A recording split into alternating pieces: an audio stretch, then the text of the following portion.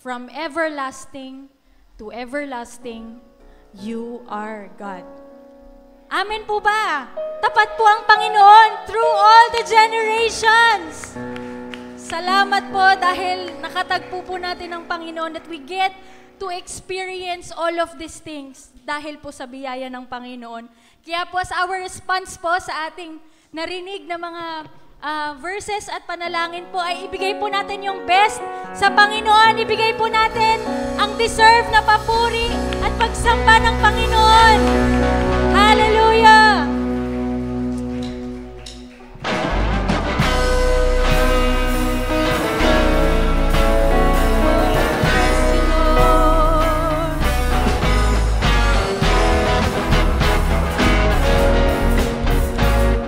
Huwag po tayong mahiya na ibuk ang ating mga bibig sa pag-awit sa Panginoon.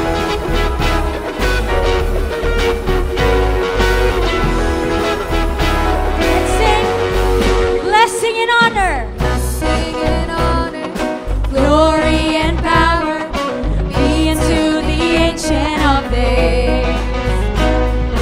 From every nation, all of creation, before the Ancient of Days. Minsan pa, blessing and honor. Blessing and honor, glory and power, be unto the Ancient of Days. From every nation, all of creation, bow before the Ancient of Days. Every tongue in heaven and earth shall declare your glory. Every knee shall bow at your throne. In worship you will be exalted, O God, and your kingdom shall not pass away, O Ancient of Days.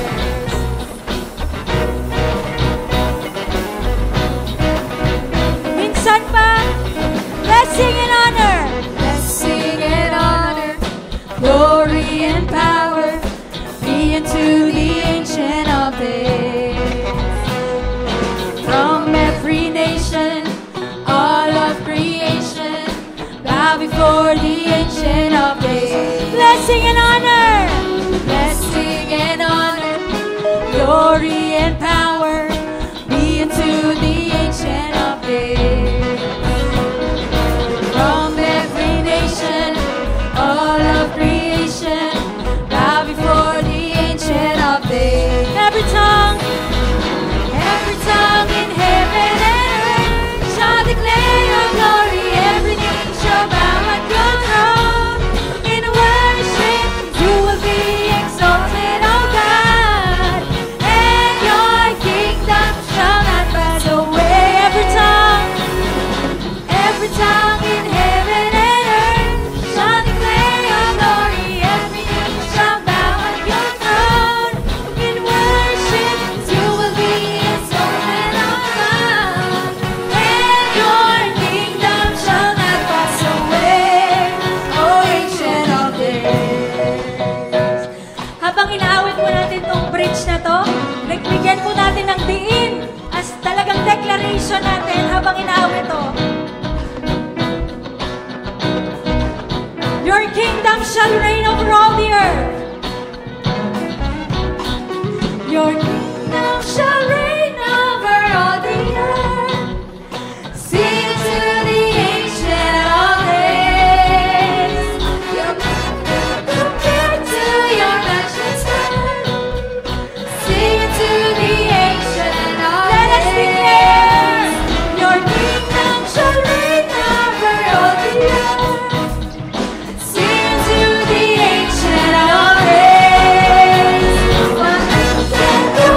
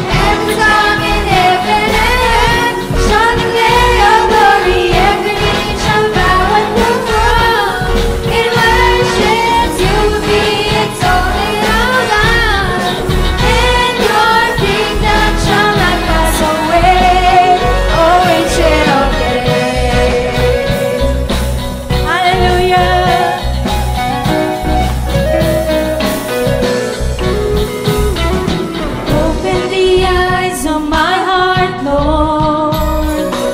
Open the eyes of my heart. I want to see you. I want to see you. Open the eyes.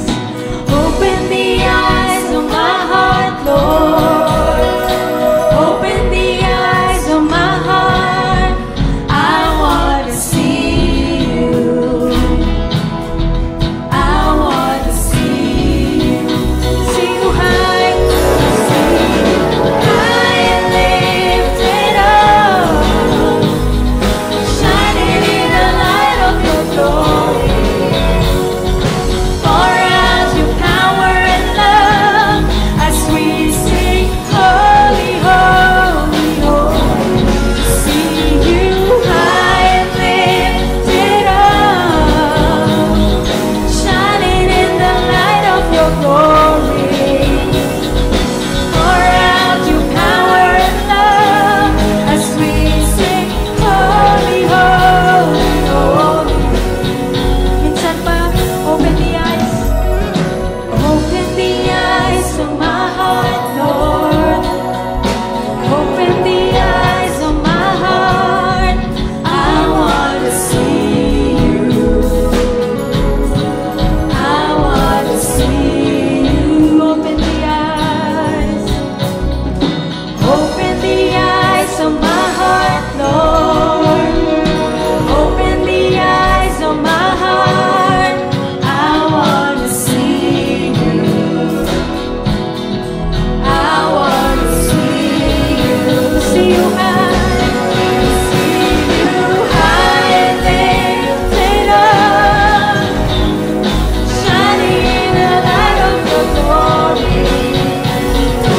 Pour out your power and love as we sing, holy, holy, holy. See you high, high and lifted up, shining in the light of your glory.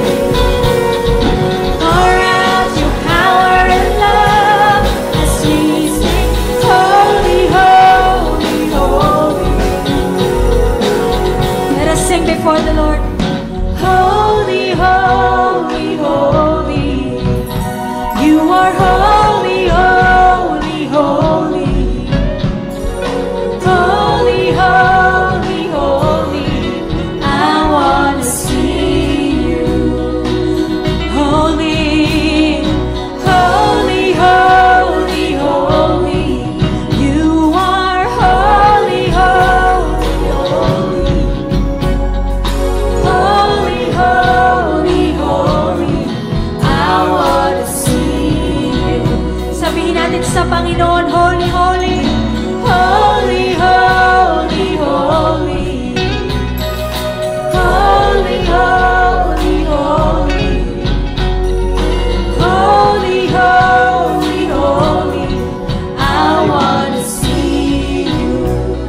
With desperation, sabihin natin sa Panginoon, holy, holy, holy, holy, holy, holy. Holy, holy, holy. I want to see you. See you high and lifted up, shining in the light of your glory.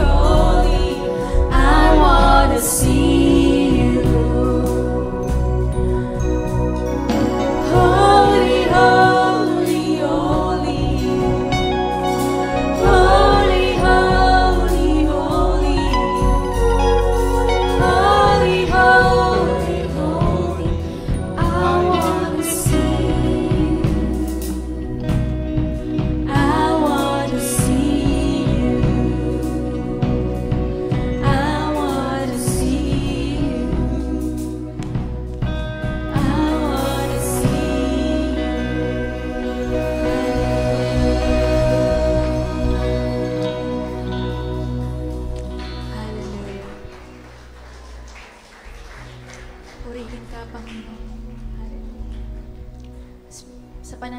Sa pananatili po natin sa attitude po ng pagsamba sa Panginoon.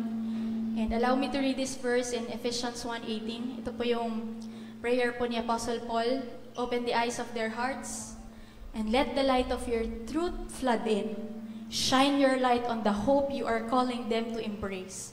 Reveal to them the glorious riches you are preparing us, their inheritance. Napaka-assuring po, no, ng panalangin po ni Apostle Paul. And as our response po, ay patuloy po natin i-desire na buksan po ng Panginoon ang ating mga puso. Bukas po na makita yung kaluwalhatian ng Panginoon. Because kung bukas po ang puso natin na makita ang kaluwalhatian ng Panginoon, ano po ang effect nito? Nag-uumapaw po tayo sa pagsamba, nag-uumapaw po tayo sa pagpapasalamat, nag-uumapaw po tayo sa pagpupuri sa Panginoon. Hindi po ba yun naman po talaga ang purpose natin is to give glory to our Lord? Kaya po ngayong umaga habang patuloy po tayo sa ating pag-awit, ay namnamin po natin patuloy ang mga awit na susunod po. At ito pong song na to ay maging personal po nating awit sa Panginoon. Hallelujah. Awitin po natin tong song na to na punong-puno po ng pagpapasalamat sa Panginoon, ng punong-puno ng pagmamahal sa Panginoon, at punong-puno ng reverence sa Panginoon.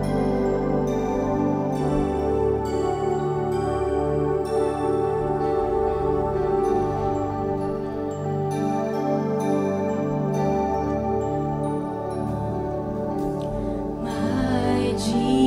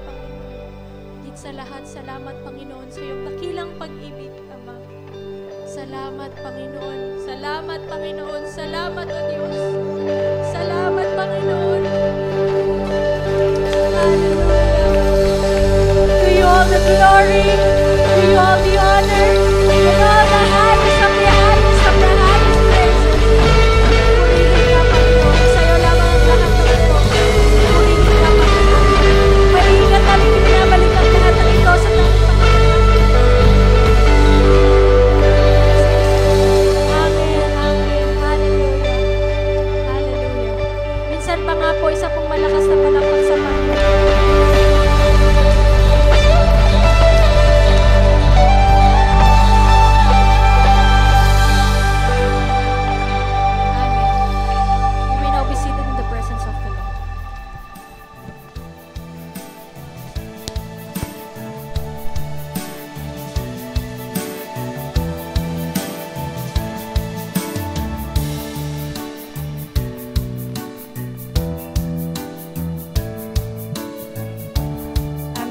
Napakabuti po ng Panginoon. Tama po ba? Pakisabi po sa katabi nyo, mabuti ang Diyos. Kahit isang linggong bagyo, di ba? Still mabuti ang Diyos. At sa atin pong pagbibigay, ay gusto ko pong isay sa inyo yung verse sa Matthew 6:33, sabi po doon, "Seek first the kingdom of God and His righteousness, and all these things shall be added unto you." Amen? Let's always choose the kingdom of God. Diba? So sa atin pong pagbibigay, tayo po ay yumuko at ipanalangin po ang ating mga kaloob. Tunay nga, O Diyos, napakabuti mo po, Panginoon, sa aming buhay, O Lord. Tapat ka, Panginoon. Mabuti ka, O Diyos. Kaya nga po, Lord, dalangin po namin, Panginoon, na matagpuan mo kami, Panginoon, na tapat, Panginoon, sa aming pangako sa iyo, Panginoon. Lord, we pray, Lord God, na sa lahat, Panginoon, ng meron kami, Panginoon, lagi po namin, Lord, isipin, Lord God, lagi po namin unahin, Panginoon, ang iyong kingdom, Lord God. Ang iyong kingdom, Lord God, na hindi mabubuwag ng anumang pagsubok, Lord God. May we choose, Lord God, to seek your kingdom, Lord God, not our own kingdom here on earth, Lord God. Lord, salamat po, Panginoon, at sa amin pong pagbibigay, Lord God. It symbolizes, Lord God, how grateful we are, Lord God. How faithful you are, Lord God, sa buhay namin, Panginoon. Kaya, Lord God, I pray, Lord God, for your protection, Panginoon, sa lahat, Panginoon, ng aming tinatangkilik, Panginoon, ang aming mga trabaho, Panginoon, ang aming mga business, Lord God. Protect us, Lord God. Sapagkat itong mga ito, Panginoon, ay ginagamit namin, Panginoon, para, Panginoon, mapapurihan ang iyong pangalan, Lord God. We also pray, God, for the leadership of this church, Lord God, na bigyan mo po sila ng wisdom and knowledge, Lord God, and unity, Lord God, as they spearhead, Lord God, ng mga programs and activities, Lord God, for the advancement of your kingdom, Lord God. Salamat po, Panginoon, nawa, Lord God, patuloy, Panginoon, na magkaisa pa kayo ng kami, Panginoon, na purihin, Panginoon, dakilain ang iyong pangalan, Panginoon, sa pagkatunay, Lord God. Mabuti ka, Panginoon. Sa iyo lahat ang papuri at pasasalamat sa tanging pangalan ni Jesus. Amen.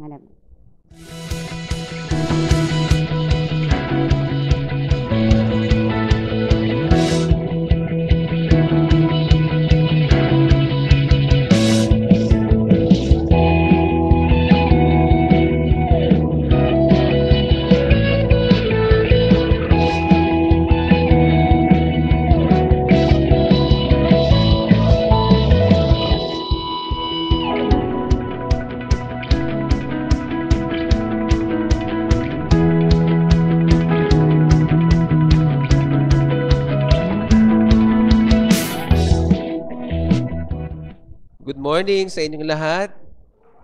Magandang araw kasi may araw nasa labas. Amen. Ayan, baka po meron pa tayong hindi nababati dyan na mga kapatiran po natin. Ay pakibati nyo na po kasi meron po tayong maraming guest ngayon, no? Ayan, purihin ng Panginoon. So tatawagin ko po isa-isa. Pwede po kayong tayo muna ha. Pagka nabanggit po, wag muna kayong uupo kasi meron po kaming sa inyo. Surprise. Okay. So, welcome po natin si Andy Rose de la Torre. Pwede po bang makitayo? Yan. At tama ba ako? Ferdinand Miguel de la Torre. Ayan. Sila po ay bisita ni Ate Fe de la Torre. Kaninang first service siya. Ngayon sila naman ang nakarating dito. And then, si Carl Alexander Biazon. Alright, thank you. Si Artemia Atup. Okay. Salamat po. Sige po, mamay. Pwede na po. Pag senior, pwede nakaupo. Okay. Si Francesca Datuin. And Ayesha Joy Sahagun. Nasaan siya? Nandun sa taas. And then si Sandy Aubrey Sahagun. Ayan. So, meron pa ba? At Andrea Soro May Alicando. Ayan. Alright, thank you. And then si John Seminar Tianila. Ayan, so, ayan. Mag-guest po sila naman, naku, hindi ko nabanggit, no? Ni Yvonne Cabalfin, yan, marami po. And then ni Phoebe at ni Nelson Apelo, yan. Pwede po bang i-welcome po natin sila, church? Ready? 1, 2, 3, go! Nagulat ba kayo? Pwede na po kayo makaupo, yan. Welcome po namin kayo sa church na ito. At welcome pa po kayo na magbalik-balik po dito kasi ang church po na ito ay talagang open sa lahat po, no? Pwede bang... Okay, so announcement pa. Okay, so meron po tayong dalawang announcement. Unang-una yung Kairos, August 3 to October 19. Yan po ay online ginagawa. Dati ang Kairos ay pupunta pa ng Thailand, no? Kami nung kinuha ko yan ay online na kasi during pandemic ko po yan in-enroll. At ngayon po ay online na rin po sa ginaganap. At kung dati ay sa Thailand siya, tsaka sa Cambodia, yung mission trip after niyan, mission exposure, ay ngayon po dahil online na, meron pa rin pong sa abroad, meron din pong local. No? At ipag-pray nyo po pala, no? Kasi medyo mahirap po sa border ngayon kasi nagigera ang Thailand at Cambodia, doon mismo sa Siem Reap na kung saan doon nagpupunta lagi, no? Kasi malapit po sa border yun, no? So panalangin po natin sila. So yan po, yung pwede nyo pong enrollan kung gusto nyo pong mas marami pang malaman po tungkol sa pagmimisyon kasi malalim po talaga at mamahalin po talaga natin yung iba pang mga lahi, no? Hindi lang po ang mga kababayan natin na hindi pa nakakilala sa Panginoon kasi maraming mga restricted na mga lugar na hindi pa po pinapayagan yan. Pero may mga paraanan po kung paano magmimisyon po doon at naabutin sila ng gospel. Yan. So, August 3 to October 19. Ang bayad po dyan ay 1,000 pesos. Kasama na po, meron pong book na malaki yan. Kasama na po dyan. Tapos marami po nagtuturo na Thailand-based sila, pero mga Pinoy. Okay? Mga missionaries po talaga sila doon. At may mga naka-attend po dyan na nasa Philippines, pero patuloy pa rin silang nagtitrain. Tumutulong po sila sa training po dyan sa Kairos. Okay. Tapos, mamaya, merong reunion ang mga PGL pescadores from PGL 1 to 23. Yan. So, meron pong pre-reds po yan, pero kung hindi pa po kayo nagpag-ganon, pwede po kayong mag-attend, punta po kayo mamaya, suotin nyo na kung ano yung PGL shirt ninyo. Kung wala na po yun dahil hindi nakasya, okay, pwede nang kulay na lang, okay. So wala po kayong dadalhin, 3 p.m., mag-attend na po kayo, let's reminisce yung mga stories po natin doon. At kasi tayo na rin po ay mag-host by October, tayo, SVC po ang mag-host doon, ang ibig sabihin po noon, tayo ang pinakamarami dapat na contribution sa tao, sa members at sa candidates, yan, at sa sa lahat ng mga bahagi, no. Tayo po ang talagang pinaka-major na major sponsor. Ayan. So attend po kayong lahat diyan kasi yan na po yung paghahanda po natin doon, no.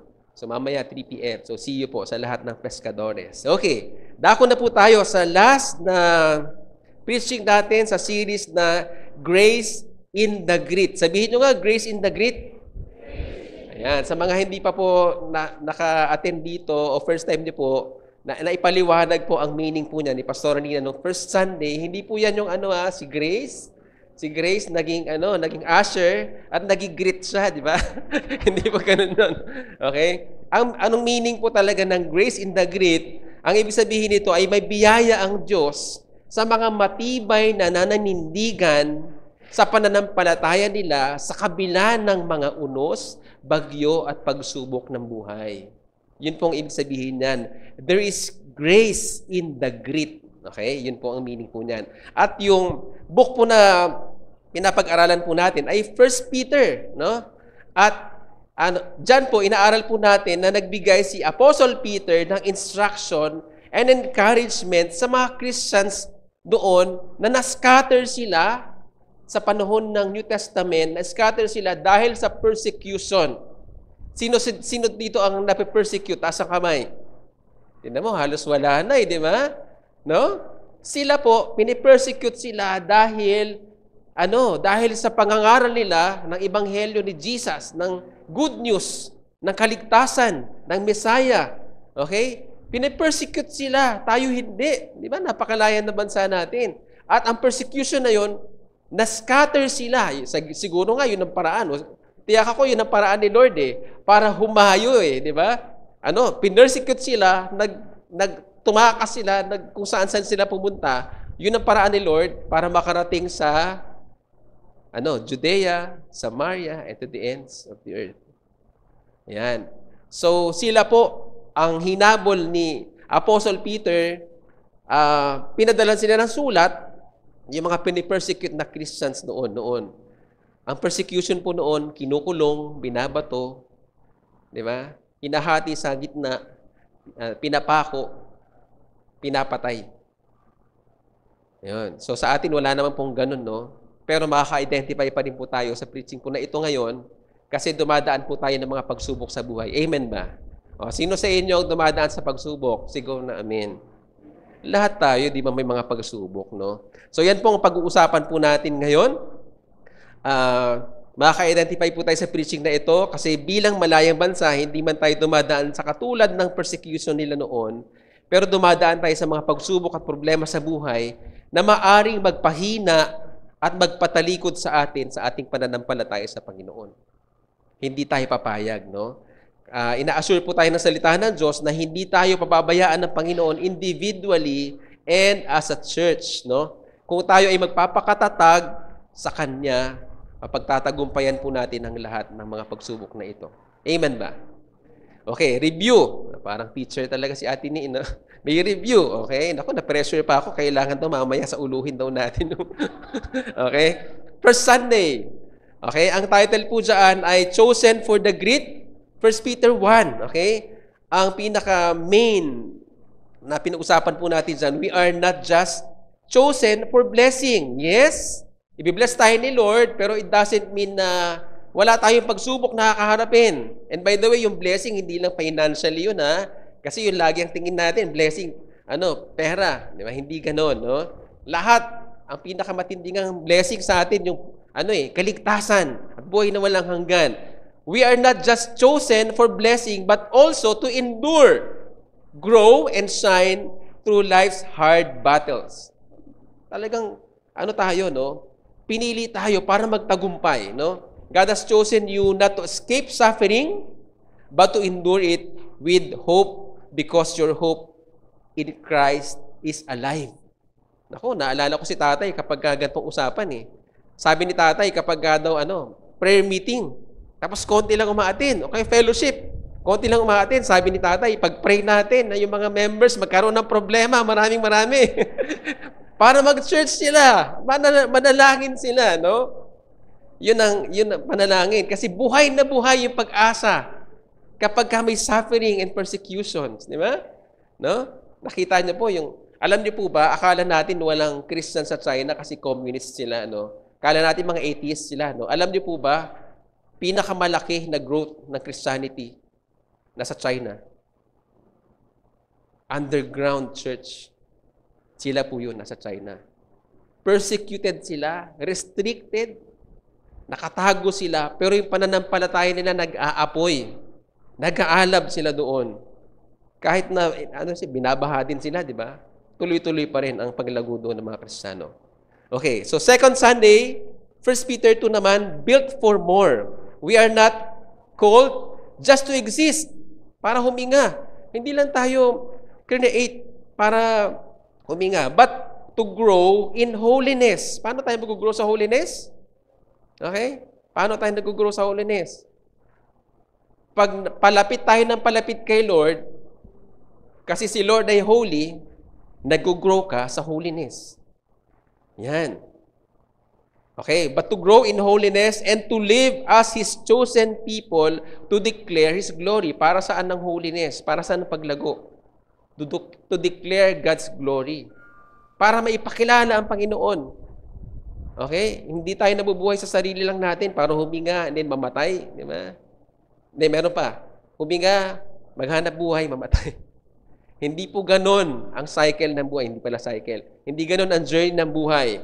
We are here to grow in holiness and to live as His holy chosen people to declare His glory. Ang layunin natin bilang church ay hindi lang mag-exist, lumaki, or maging institusyon. Ako, yan, baka yan ang iniisip ninyo, maging institusyon ang simbahan, no? Hindi po ganyan ang plano ng Diyos, kundi maging banal bilang mga pinili ng Diyos para maging reflection tayo ng character ng Diyos.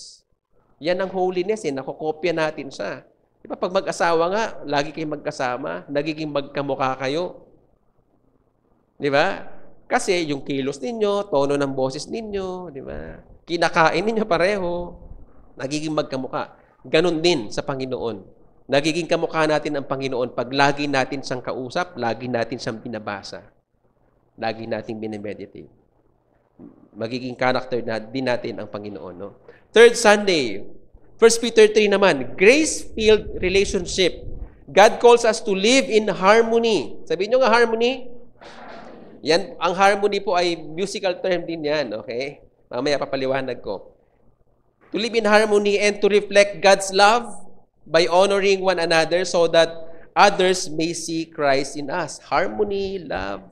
Marami pong keyword, di ba? Ang church ay hindi transactional human beings. Hindi ganon, kundi relational and transforming body of Christ na ang layunin ay magkaroon ng harmony. Ang harmony, hindi mo matatawag na harmony yung marami kayo na kumakanta pero isa lang ang tono ninyo. Unison ang tawag doon. Okay? Ang harmony, marami kayo, iba-iba ang tono ninyo, iba-iba ang tono ninyo, pero hindi kayo nagkakagulo kasi magandang pakinggan kahit iba-iba kayo. Yan, may alto, tenor, bass, alto, tenor, ba? Bass, bass, alto, soprano, tenor. Yan. Meron pang iba pa, may nakasingit pa doon. Ganun po. So pwede palang ganun. Na iba-iba kayo ng ginagawa, iba kayo ng pag-iisip, pero meron kayong harmony. Ang ganda, di ba? Grace-filled relationship. Sino po ang makakagawa nun? Iba-ibang tao, pero magkakaroon ng harmony. It's the grace of God. Amen? Tanging si Lord lang. Kaya pag wala si Lord sa tahanan, di ba, magulo? Pag wala si Lord sa pamahalan, magulo. Kahit saan na grupo, pag wala si Lord, magulo. Pero pag naandun ang biyaya ng Diyos, nagkakaroon ng harmony. Yun po yung grace-filled relationship, no? At ang church po ay hindi transactional nga, no? At tayo po ay called para lumago at para magkaroon ng relationship sa bawat isa.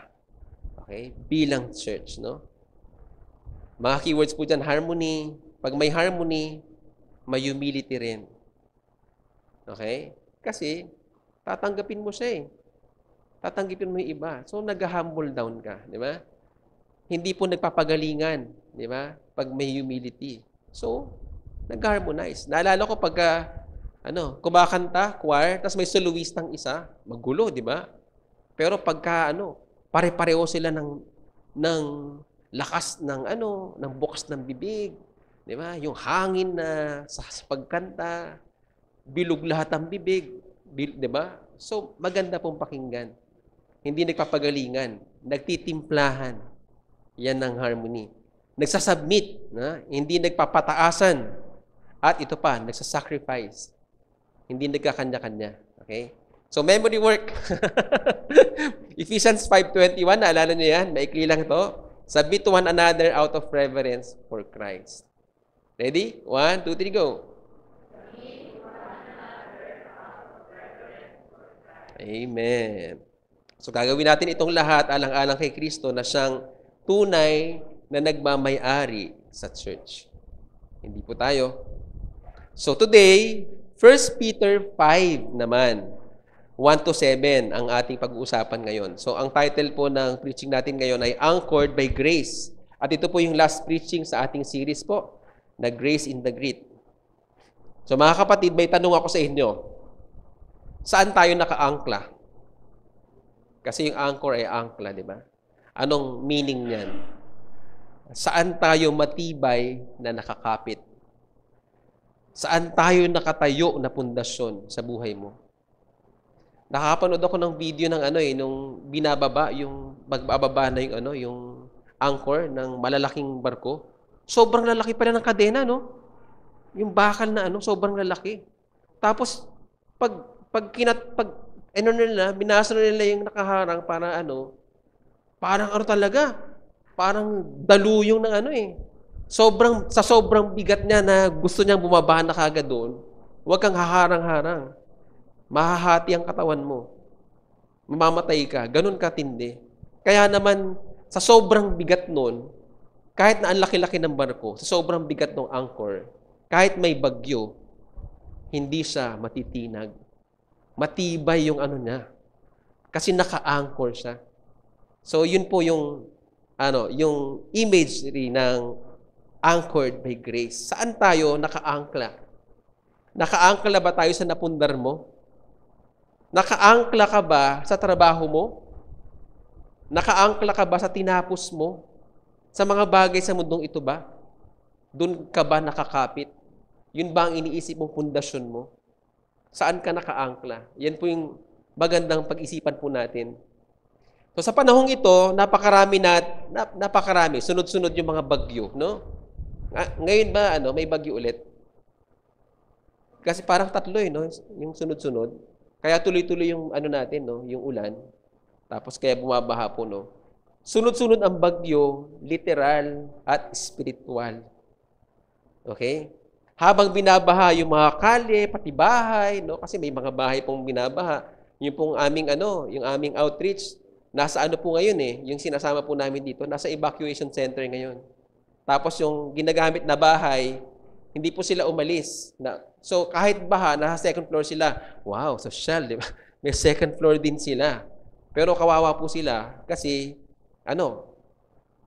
parang yung buong kalupaan nila, yun na yung creek. Ganun.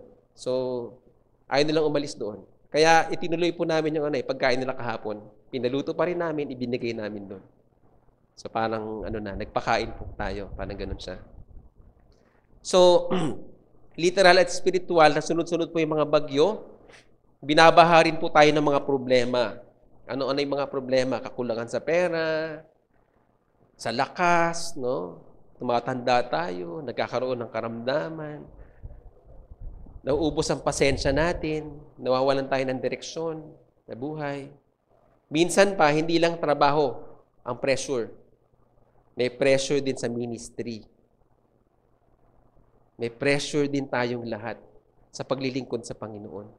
Lord, napaka-busy namin Pwede bang wag muna kaming mag-ministry? Lord, pwede ba wala muna? Kasi ang dami na nga namin problema di ba? Makakadagdag pa. Ganyan. May mga pressure sa ministry rin.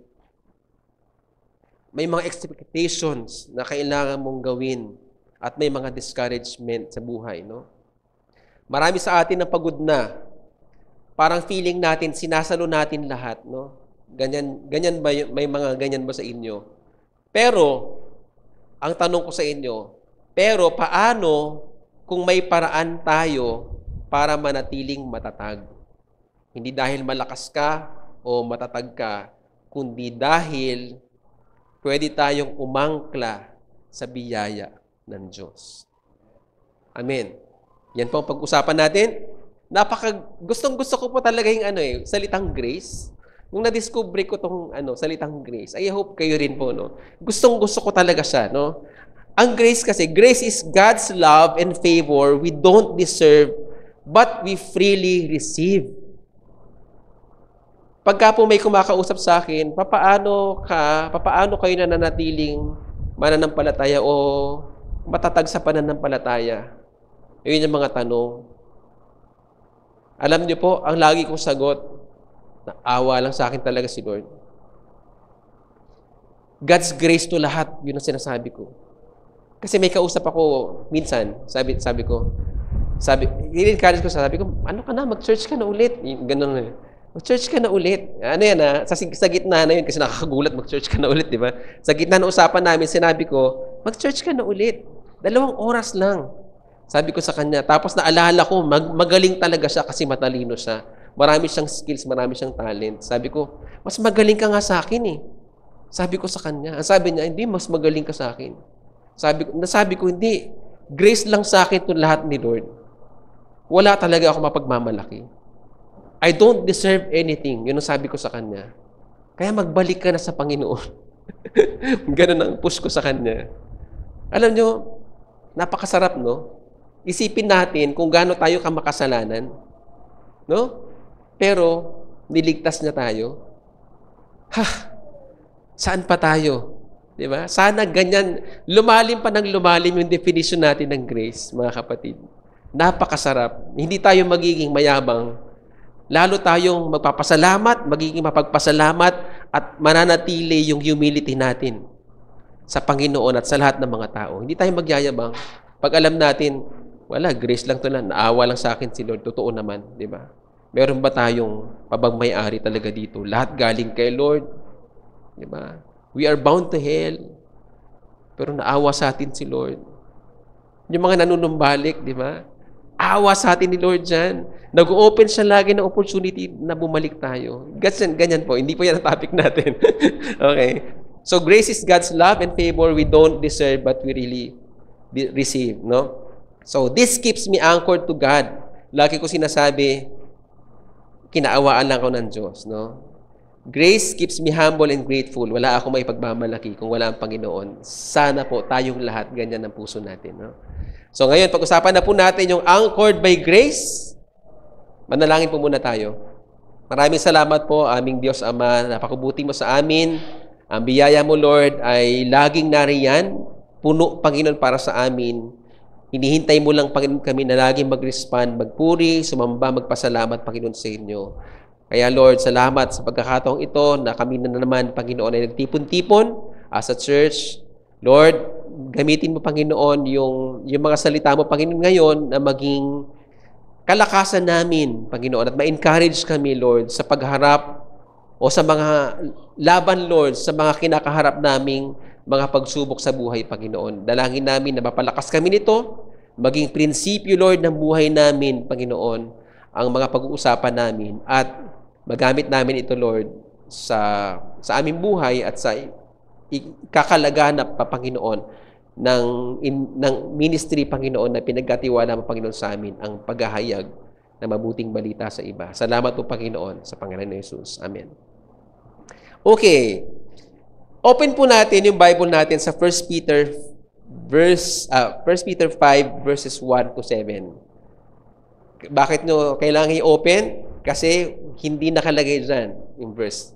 Okay? Kung may Bible kayo, kung may Bible apps kayo, mag-open na kayo. So, ang gagamitin ko po ay NIV. Pwede pong any translation ang gamitin po ninyo para po masundan po ninyo mabuti. No? 1 Peter 5, 1 to 7. So, i-visualize po ninyo na naroon po kayo sa panahon na binabasa ito doon sa church, na persecuted na church. Okay? Si Apostle Peter sumulat sa mga persecuted na Christians, tapos narinig nyo ito. Okay? So, tinutugis, kinukulong, pinapatay, then sinulat ito ni Apostle Peter, 1 Peter 5, 1 to 7. To the elders of the flock, verse 1, to the elders among you, I appeal as a fellow elder and a witness of Christ's sufferings, who also will share in the glory to be revealed.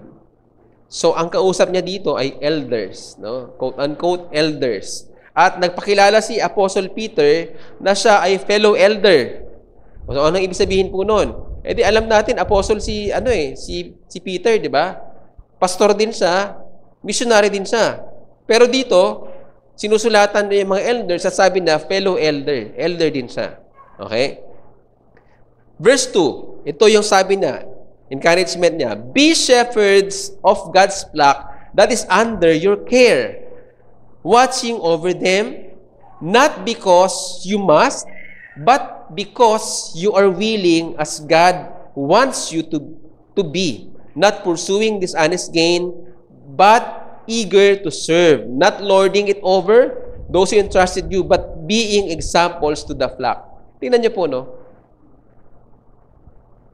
Kung naramdaman ninyo, Lord, pinipersecute kami. Tumatakbo kami.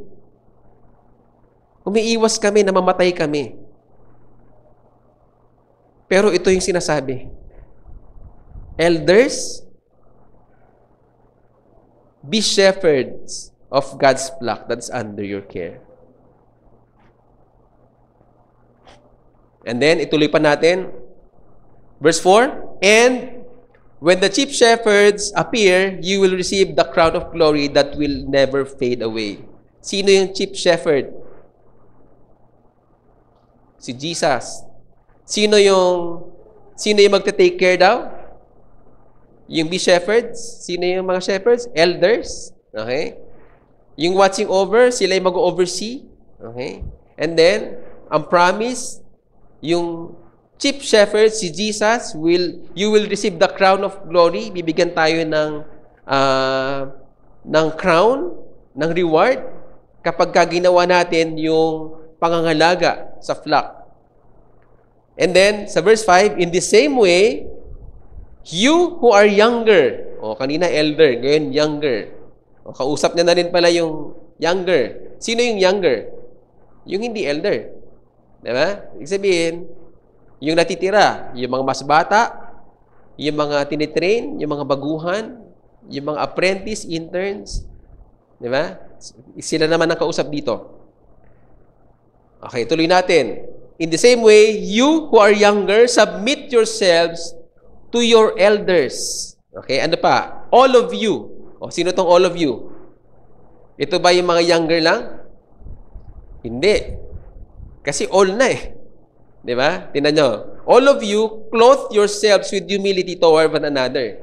Ang sasabihan lang ba ng clothe yourselves with humility? Yung mga younger lang? Hindi. Lahat na ito. Okay? Kanina, younger, submit to your elders. All of you, clothe yourselves with humility toward one another, because God opposes the proud, but shows favor to the humble. And then, verse 6, humble yourselves, therefore, under God's mighty hand, that He may lift you up in due time. Yung favorite verse natin, 1 Peter 5:7. Cast all your anxiety on Him because He cares for you. Sa ibang translation, cast all your cares upon Him, and for He cares for you. Okay? Mas madaling sa uluhin yun. Walang anxiety, no? Okay.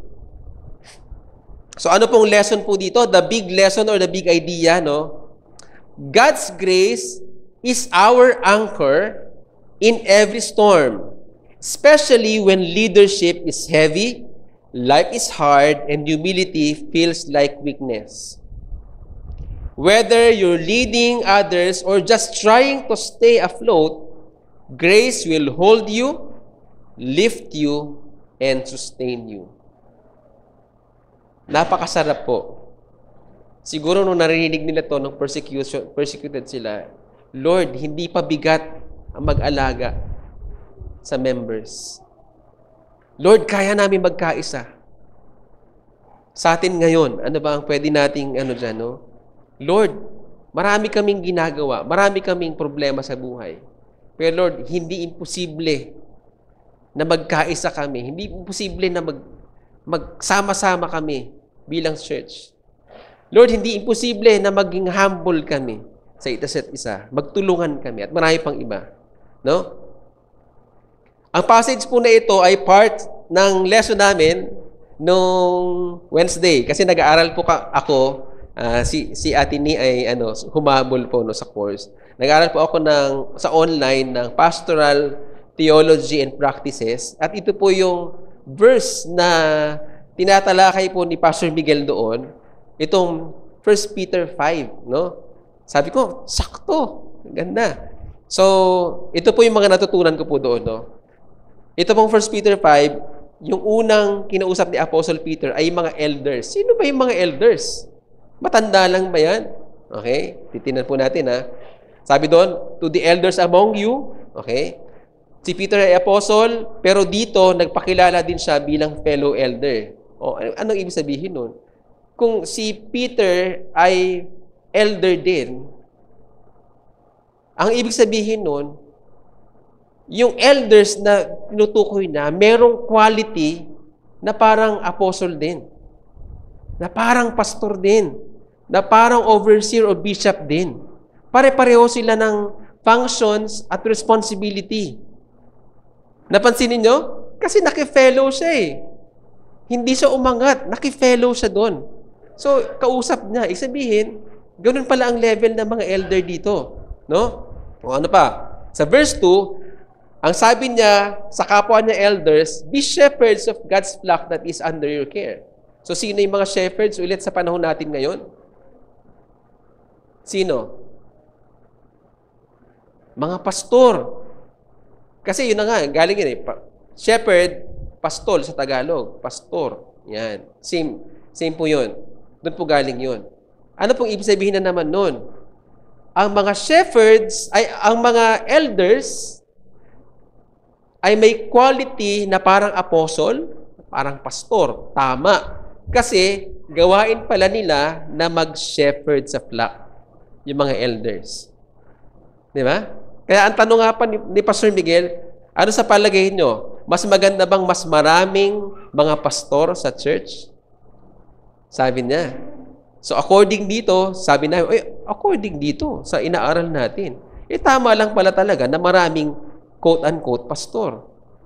Pero it doesn't mean na kailangan nating lisensyahan lahat, kailangan natin mag-aral sa Bible school lahat. Diba? Hindi pala ganun. Pero yung quality, yung kayang mag-alaga ng mga nakakatanda sa atin, kayang mag-alaga ng mga members ng church, mag-equip, di ba? Mangalaga, kasi yung shepherd, marami yan, aalagaan mo, take care mo talaga, tuturuan mo, sasamahan mo. Yun yung mga i-feed mo, papakainin mo. So yun. Kaya po,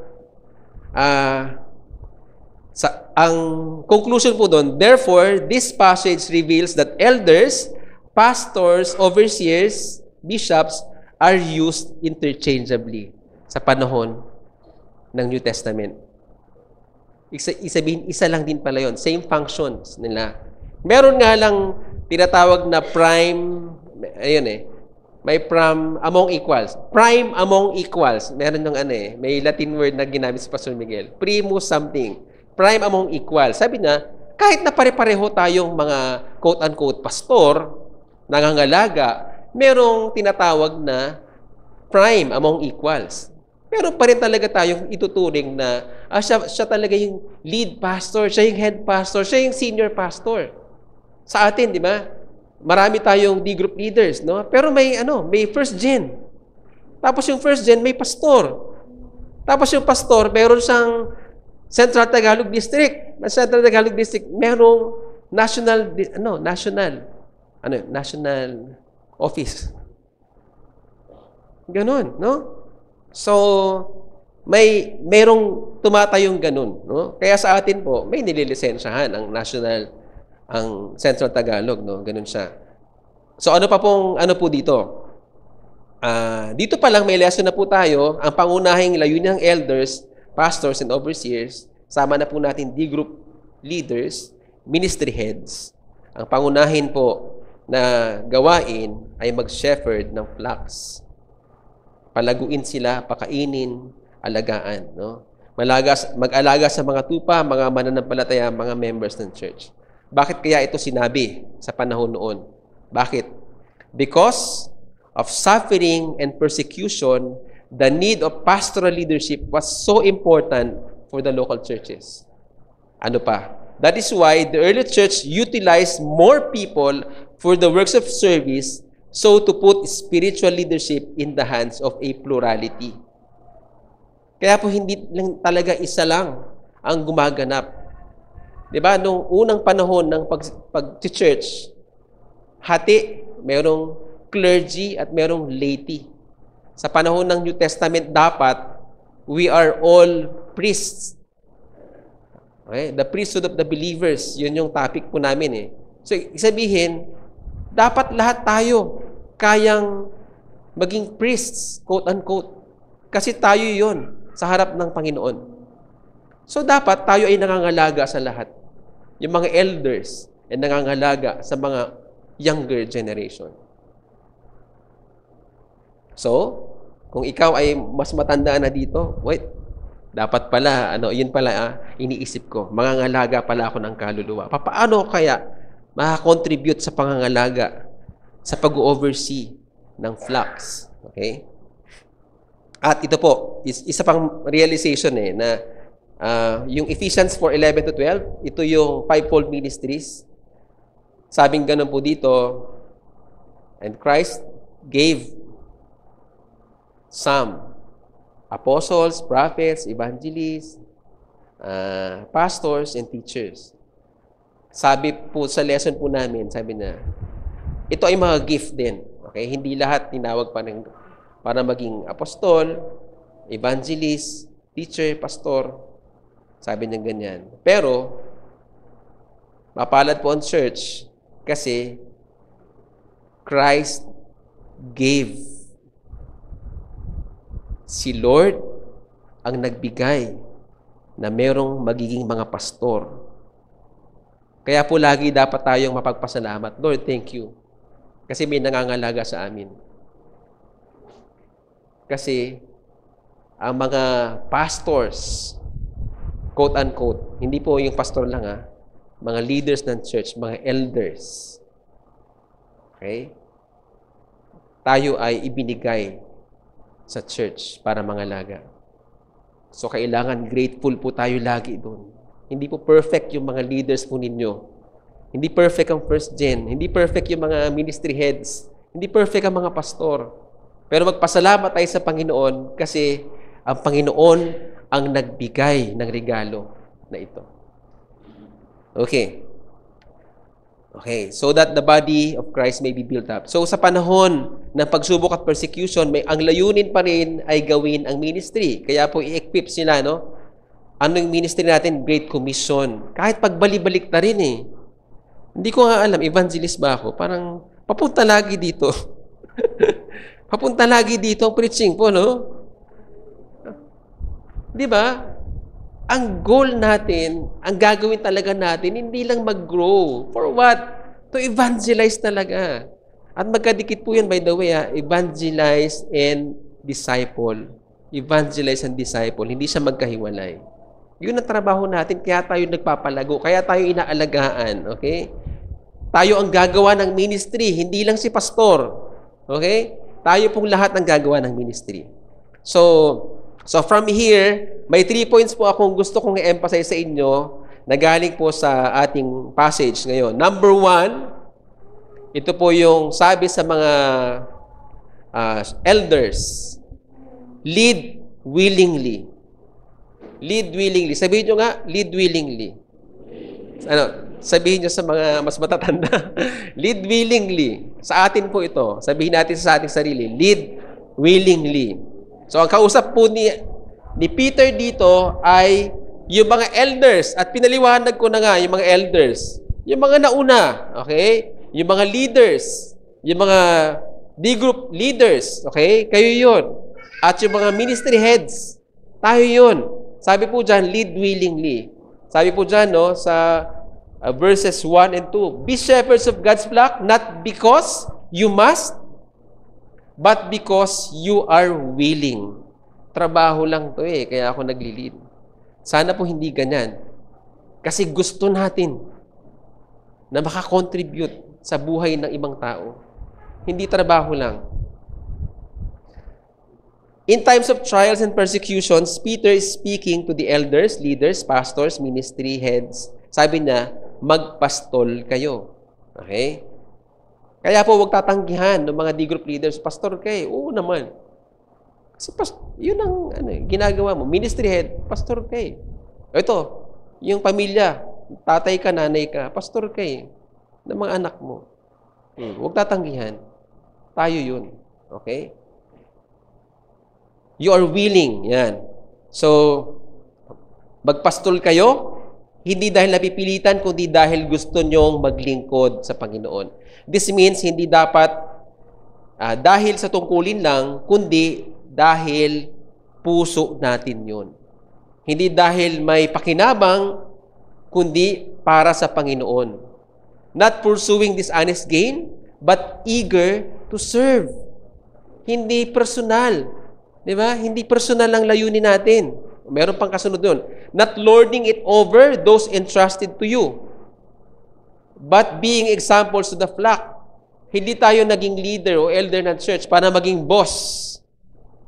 Hindi tayo kinuha na group leader para maging boss tayo ng mga members natin. Hindi ganun. Hindi ganun ang pangangalaga ng flock. Di ba? Hindi maging boss o maging taga-utos, kundi maging example, magpakita ng example, paano mag-serve. Kaya nga, sa ibang churches, hindi nila leadership ang tawag servantship. Para mas gusto ko yan, no? Kasi it makes you humble. Di ba? Servant tayong lahat. Kaya may servant leadership, di ba? Yan. Ang leader, wala siyang pakialam kung hahawak siya ng marumi o magliligpit siya ng kahit ano sa simbahan o kahit ano sa tahanan o saan? Sa ministry. No? Ang leader, example, dapat siya ng lahat ng bunga ng Espiritu. Kaya natin dinidiscuss yan sa fellowship. Fruit of the Spirit. Sabi ko sa mga kabataan nung Sunday, ilan ang fruit of the Spirit? Alam na nila sagot kasi pang ilan na sila, pang-apat na bang fruit, no? Sabi nila, isa. Tama, di ba? Isa lang naman talaga fruit. Kaya nga fruit Pero sampo yung nilagay po doon na hati-hati siya. So, nung tinanggap natin ng Panginoon bilang Savior and Lord, ang banal na Espiritu ay sumaatin. Ang presensya ng Panginoon ay nasa atin. Pero, sabi ko sa mga kabataan no Sunday, hindi pa bunga kagad yan. Ang bunga ng Espiritu. Yan ay seed. Yung seed, anong ginagawa? Inaalagaan, pinapalaki, dinidiligan. Diba? Dinidiligan, pinapalaki siya. So, ang goal natin, mga kapatid, lumaki sa atin ang bunga ng Espiritu. Ang goal ng elders, tayo ang unang magpakita ng bunga ng Espiritu. Kasi gagayahin nila yun. Amen. So, mag-attend po kayo ng mga fellowships po ninyo kasi yan ang i-discuss. Okay, so dapat tayo ang example ng pag-ibig, kagalakan, kapayapaan, pagtitiis, kagandahang loob, kabutihan, katapatan, kaamuhan, at pagpipigil sa sarili. Yan. Pinapalaki po natin ito. Ibig sabihin, meron naman talagang leader na walang pakialam yung leader ko. Parang lagi siyang galit yung leader na to. Kasi nga pinapalaki pa yung kahinuhunan sa kanya.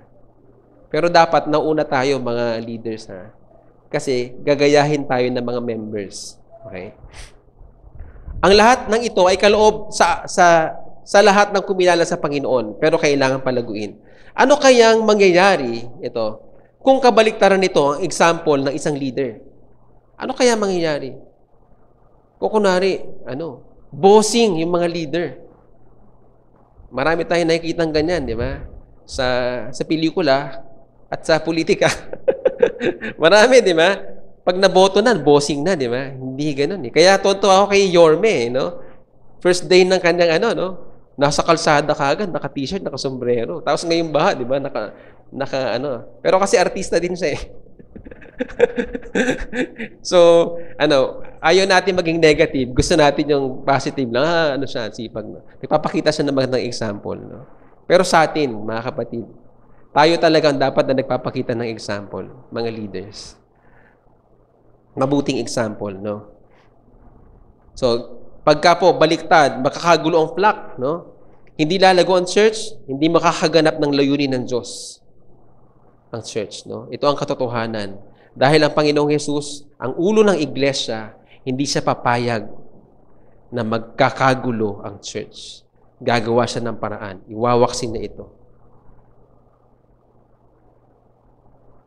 Kaya mga kapatid, wala tayong better way to lead kundi magpakita ng example sa pangangalaga sa mga tupa.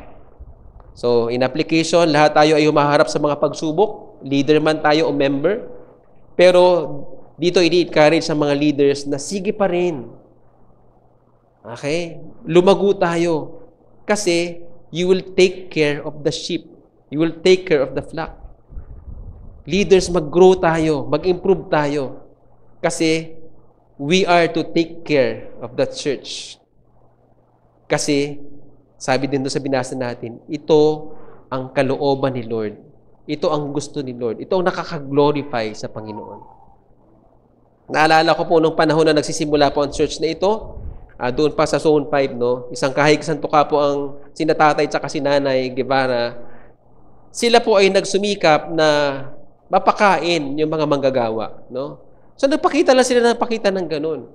Ano nga, nangyayari nga nun, huli kami kakain, nakasilip kaming ganyan. Kasi, dapat bisita munang mauunang kumain, yung mga pastor, yung mga nag-preach, nakaabang kaming gano'n, marami kami.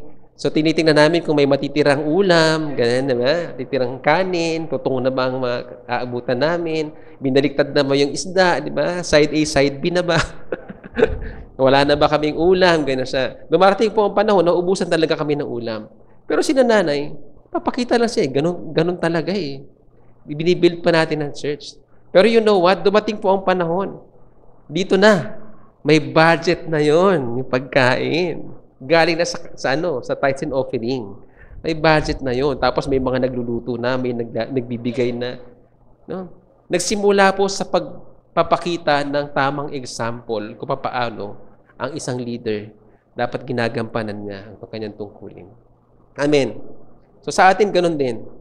No, ambag-ambag lang, may yayaman sa atin. Sige, much is given, much is required, di ba? Pag mas marami ka, syempre, ganun talaga. Pero yung mas konti, di ba? Nagiging concern tayo sa kanila. Pero kayang-kaya po makasurvive. Napapakita lang tayo ng magandang example at gagayahin po tayo ng iba. Gagayahin tayo ng mga anak natin, no? Gagayahin tayo ng mga members po natin. Okay, so sa verse 4, sabi po dyan, may gantimpala tayong makakamtan mula naman sa nangangalaga sa atin. Yung mga kapatid, no? Nangangalaga tayo, shepherd tayo of the flock, pero meron tayong chief shepherd. Sarap, di ba? Iba pa yun. Si Lord yun. Di ba? Ibang mangalaga si Lord, eh. Di ba? Okay, so point number 2, ayun yung point number 1, lead willingly. Point number 2, clothe yourself with humility. Sa verse 5, in the same way, you who are younger, submit yourselves to your elders. All of you clothe yourselves with humility toward one another. So, ito po ay calling for us to really submissive and humble. Okay?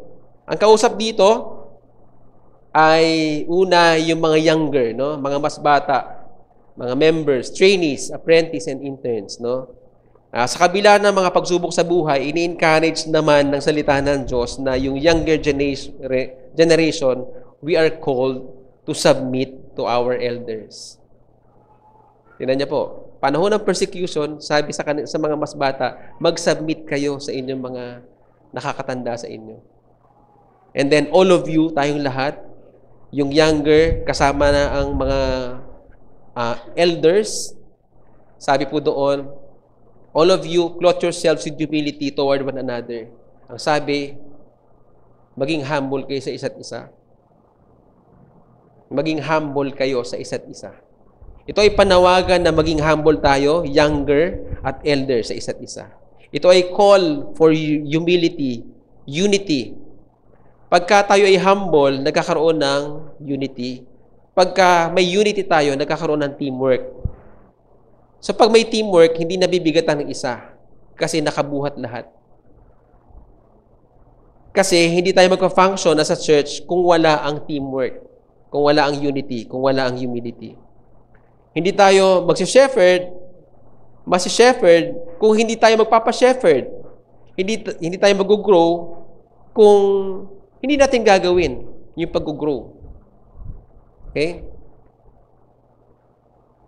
Sabi pa po dito sa dulo, God opposes the proud but gives grace to the humble. Yun ang kasi ang gusto ni Lord, maging humble. Ayaw niya ang mayayabang. Gusto niya mga humble na mga anak ng Diyos. So ito po yung paraan ng pananatili natin sa biyaya ng Diyos. Mag-submit at maging humble sa bawat isa. Yun po ang tanging paraan. Kasi walang grace pag mayabang. May grace pag humble. Opposite po yun. In application, sa panahon po ngayon, mas madali tayong maging mayabang. Yun po yung katotohanan. Lalo na kung may mas alam ka na, kung may posisyon ka, mas matagal ka na, ito pa, mas lumalaki na ang kita mo. May tendency talaga na yumabang, no? Yung mga kabataan ngayon, ang gagaling, di ba? Sa atin, at tagal natin aralin ng isang bagay, sila ang bilis. Multitask pa, di ba? Dala-dalawa ang ginagawa. May tendency lagi na sa mga anak nga Kunyari si Lee, di ba? Nagpapastor po ako. Si Lee, estudyante siya, communications ang major niya. Pero may Bible subjects, may theology din. Pwedeng maging mas magaling pa sa akin Kasi mas bata siya di ba? May tendency na yumabang si Lee, di ba, sa akin. Naku, may mga debate nga kami, Lee, sorry. Nagde-debate kami doon sa grace, sa free will, sa salvation, yung mga ganyan. Nag-usapan namin yan. So, may tendency nun. Kaya mga kapatid, yun na nga, ang bilin sa atin para may grace lagi si Lord, maging humble tayo at mag-submit to one another. Darating po ang panahon, mas magaling ka na bilang member doon sa leader mo. Ang estudyante, darating ang panahon, mas magaling na. Mas marami ng alam. Di ba? Mas marami ng alam. Pero it doesn't mean mas magaling na. No? Pero kung humble tayong lahat, hindi kasi tayo nagpapagalingan, yun po ang mas maganda na nangyari sa atin. Kahit pa dapat may respect and love, no? Kasi they are gifts from the Lord, no? So, na-appreciate ko po yung kitchen ministry natin. Kasi, di ba, nagpapaluto ang youth, nagpapaluto ang women, nagpapaluto ang first gen, sino pa ba, nagpapaluto kami sa outreach namin. Sino pa ba? Tinet, papaluto kami. Pero sila, napaka-humble. Napaka-teachable nila. Sasabihin lang nila, magkano po ang budget natin? Ilan po kayo? Ano pong gusto nyo kainin? Sarap, di ba? Kaya, tapos, sila, parang napaka-obedient nila, masaya sila doon. Kaya, pag punta ko sa church, ang una kong punta sa kusina Kasi babatiin ko sila. Kasi wala silang bayad. May mga love gift lang from time to time. Kagaya ng Tinet, meron po, no? Pero the rest, libre. Pero, walang nagmamalaki sa kanila. Diba? Kaya ang sarap po ng feeling nun. Ganon din yung, i-comment ko din yung, music ministry natin. Kasi hindi na masyadong mabigat kay Ate Esther. Kasi sila na yung nag-aayos. Hindi ako available dito. Kinausap ko na si ganyan. Nagpalitan na kami. No? Teachable sila lahat. At yun na nga, yung sabi ko nga sa seminar nung nakaraan ng youth fellowship, ng music ministry. Parang ang mabait nyo lahat. Kasi nung panahon ko, parang hindi. Ganun po. So, na-appreciate ko po sila, no? Yung humility nila. Kasi may magagaling na sa kanila, no? Yung siguro may makulit din doon, pero nahahawa yung makukulit nung mababait. Di ba? Ang ganda nung, nila, samahan po nila. So, ganun po yung goal natin sa lahat ng ministries ng church. Sa lahat ng D-groups. Yan po yung goal natin. Okay? Kasi yan pong kailangan natin para manatili tayo sa biyaya po ng Panginoon. Okay, so clothe yourselves with humility. Number 3, ito na po yung last. Cast your cares in Christ. 1 Peter 5:6-7, humble yourselves that He may lift you up in due time. Cast all your anxiety on Him because He cares for you. Kahit leader o member, elder man o younger, hindi tayo iniiwanan ni Lord sa gitna ng pagsubok. Lahat po tayo ay gagabayan ng Panginoon. Sa Kanyang tamang panahon, siya ang mag-aangat sa atin. Pero kailangang ilagak natin sa Kanya ang lahat ng ating mga alalahanin. So pag-humble tayo, ililift up tayo, tapos sabi dyan, i-cast natin ang lahat ng cares natin kasi nakikare si Lord. Sa Tagalog po ng cast, alam nyo, ihagis. Ihagis daw natin ang ating mga alalahanin sa Panginoon kasi nagkikare siya. Nagmamahal siya, nangangalaga siya, kumakalinga siya. Parang sinasabi doon, huwag ka mag-atubili. Ihagis mo sa akin. Huwag ka mag-alangan. Kasi nagkikare ako sa iyo. Grabing verse, no? Iba yung cast iba yung give lang, iba yung ialay mo. Ito, cast all your cares on Him because He cares for you. Napakasarap ng meron tayong Panginoon at Diyos. Kasi meron tayong babatuhan ng ating mga alalahanin. Mahirap po yung leader, no? Hindi kasi laging malakas ang leader, di ba? Yung pastor, napakahirap nga. Meron kasabihan, di ba? It's lonely up there. Kaya si BBM, it's lonely up there. Di ba? Napakahirap, di ba? Ito gawin niya, mayroong negative, ito gawin niya, may negative din. Ganon din. Kahit sinong leader, may ganyan. Kahit pastor, may ganyan din. Itong gawin niya, may negative. Itong gawin ito, walang gawin, may negative. Parang sa social media, no? Pansin nyo ngayon, kahit anong post mo, may negative. Kaya huwag ka nalang mag-post. Naku, baka may negative din. Napakahirap po ng gano'n, no? Pero, yun pong design sa atin, mga members, may D-group leader. May mababatuhan kayo. May kikwentuhan kayo. Yung mga D-group leader, meron silang babatuhan sa taas. Okay? Yung first gen, ako, mentor ko si Pastora Nina, may babatuhan ako sa kanya. Sino ang babatuhan ni Pastora? Di ba? It's really, lonely up there. Mahirap yun. Si Pastora Nina, kaya naghahanap si Pastora Nina ng mentor niya. Kaya mas magandang araw, mas marami tayong mentor. Kasi mas marami tutulong sa atin. Pero ultimately, ang Panginoon talaga ang dapat natatakbuhan natin. Hindi kakayanin ng sino man, even pastors, ang kayang i-provide sa atin ng Panginoon. Kaya cast all your cares on Jesus because Jesus cares for you. Meron po akong kina-counsel na isang kabataan na dumaranas po ng anxiety and depression. Bakit? Bakit ko kaya? Kasi nakikwento ko naman yun, nadaanan ko yung anxiety during pandemic na to the point na hindi ko na alam kung anong gagawin ko.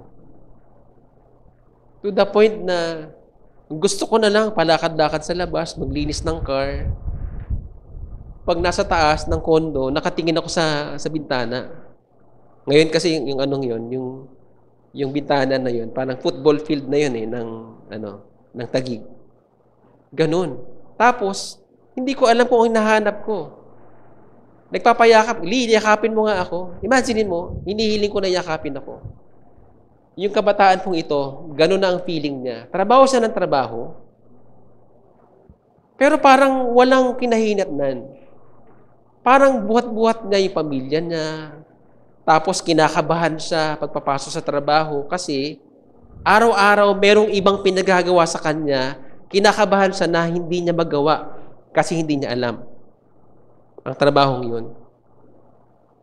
Sabi niya, wala na nga akong direksyon eh.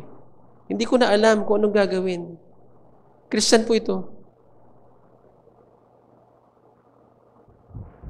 So, yun ang reality. May ganyan. Walang matakbuhan. Kaya naman, sabi ko sa kanya, ganito ang gawin natin, ha? Manage natin lahat, ha? Mag-exercise ka, mag-deep breathing ka, mag-walking ka, magbilad ka, yung vitamin D, lahat, physical muna, di ba? Emotion, makinig ka ng soft music. Okay? Pag magbabasa ka, mag-soft music ka, yung may ulan. Ganyan, eh. Tapos, pag magbabasa ka ng Bible, lagyan mo ng soft music. 'Di ba? Kasi ibang power ng music eh, nakakapagbukas ng puso, 'di ba? Yan, lagyan mo na 'yon. Kumanta ka ng worship song. Sabi ko, ito yung nakatulong sa aking worship song. Yung ano 'yun? I Speak Jesus, yan. Tapos sabi ko sa kanya, wala tayong iba. Ultimately, sabi ko, wala kang ibang dulo niyan, kundi babalik ka talaga kay Lord. Si Lord talaga ang hahanapin mo. Kasi siya lang ang magbibigay ng pag-asa sa iyo. Siya lang magbibigay ng direksyon sa iyo. Kasi wala nang direksyon eh. So, I hope and pray na nakatulong po sa kanya yon. So, yun po. Pwede. Pwede palang mangyari sa atin din yun, no? Kapag napapalayo tayo sa Panginoon. Salamat na lang dahil meron tayong community, may church, no? Pero ang tanong ko po sa inyo, pagod ka na ba? Problema sa finances, binahaba ang bahay nyo, o binabahari ng puso mo, ng mga pagsubok sa buhay, ng stress, huwag mo nang kimkimin. Ang design ni Lord, we grow together. Magkaroon ka ng mentor. May elder na mangangalaga sa iyo. At magsasambit ka bilang younger. Kasi sila makakatulong. Para manatili tayo sa grace ng Diyos, para mapagtagumpayan natin ang lahat ng mga pagsubok natin sa buhay. Hindi tayo nag-iisa, mga kapatid. Sama-sama po tayo. May pakialam po ang Diyos at may pakialam tayo sa bawat isa. So, conclusion, grace is your anchor. Ikaw ba ipagod na sa ministry, sa trabaho o sa problema sa buhay? Tandaan mo ito. Hindi ka sinabing lumangoy mag-isa. May anchor ka. At ang anchor mo ay biyaya ng Diyos. Kapag ang mundo ay parang baha, ang biyaya ng Diyos ay bangka mo. Kapag ang ministry ay parang bagyo, ang biyaya ng Diyos ang tali mo. Kapag ang puso mo ay parang nalulunod, ang biyaya ng Diyos ang huhugot sa iyo paakyat. Grace, let grace anchor you, not your own strength, not your reputation, not even your knowledge, but grace, the kind that comes from the loving God who says, I care for you, I will lift you up, just trust me. So, babalikan po natin yung tanong ko kanina, saan ka nakaangkla? Pwede natin palitan. Kanino ka nakaangkla? Pag nakaangkla ka na sa Panginoon, huwag kang bibitaw. Humawak ka lang sa Panginoon. Amen. Manalangin po tayo. Maraming salamat po, aming Diyos Ama. Napakabuti mo sa amin, Panginoon. Kami, Lord, ay patuloy mong iniingatan sa kabila, Lord, ng mga pagsalansang namin sa inyo. Lord, napakarami naming kasalanan, Panginoon, na nagagawa, Panginoon, paulit-ulit. Pero sa biyaya mo, Panginoon, kami ay narito pa rin, Panginoon. Salamat, Lord, sa iyong pagtawag, pag-welcome, Panginoon, sa amin. Panginoon, kami na mga tao, Lord, na mga mahihina, Panginoon. Salamat, Lord, dahil meron kaming kanlungan, Panginoon, ang presensya mo, Panginoon. At meron kaming tahanan, ang church na ito, Panginoon, na kami ay pwede kaming ma-comfort, pwede kami, Lord, maalagaan, pwede kaming lumakas, Panginoon. Lord, salamat dahil individually, may mga pagsubok kami, Panginoon, sa buhay. Pero dahil merong kaming, Panginoon, na laging nakasubaybay at laging gagabay, Panginoon, sa amin, Lord, hindi mo naman naalisin yung mga pagsubok, Panginoon, kasi nakakapagpatatag ito, Panginoon, sa amin. Pero, Lord, salamat dahil nariyan ka sa lahat ng pagsubok, Panginoon, na aming harapin. Sinasabahan mo kami, pinapalakas mo kami, ini-encourage mo kami, Panginoon. Yun, Lord, ito ay sapat na, Panginoon, para kami ay manatili, Panginoon, sa inyo. Salamat, Lord, sa biyaya mo, Panginoon. Dalangin namin na patuloy naming maging anchor, maging angkla, Panginoon, ang pagpapala mo, ang biyaya mo, Panginoon, sa amin, Panginoon. At darating ang panahon na manghihina kami, Lord, magkakaroon kami ng mga greater challenge, Lord, worst scenarios, Panginoon, sa aming buhay. Pero, Lord, ang dalangin namin, ang anchor namin sa biyaya mo ay hindi matinag, Panginoon, maging matibay lalo, Panginoon. Para, Lord, kami ipagtagumpay mo sa buhay na ito, para, Panginoon, magawa namin ang layunin mo sa amin individually at bilang church, Panginoon. Maraming salamat po, Lord. Alam namin na pagpapalain mo, Lord, ang church na ito. Pagpapalain mo, Lord, ang lahat ng mga members, Panginoon, ng church na ito, mga believers, Panginoon, mga disciples, Panginoon. Dalangin namin, Lord, na talagang magkaisa kami, Lord, mag-grow kami, Panginoon, at tumibay ang aming pananampalataya, Panginoon, sa inyo. Salamat po, Lord, ng maraming Panginoon, sa aming pag-iwahiwalay. Ikaw, Lord, ang patuloy na sumama, Panginoon, sa amin, ang pag-ibig mo, aming Diyos Ama, ang biyaya ng aming Panginoong Jesus, at ang pagsama ng Banal na Espiritu ay sumaamin, Panginoon, ngayon at magpakailanman. Salamat po. Tinataas ka namin, Panginoon. Pinupuri ka namin. Niluluwalhati ka namin, Panginoon. Pinupuri ka namin, O Diyos, sa pangalan ni Jesus. Amen. Sige po, God bless everyone. Pwede po na tayong magkamayan muna bago po tayo mag-uwian. See you next Sunday.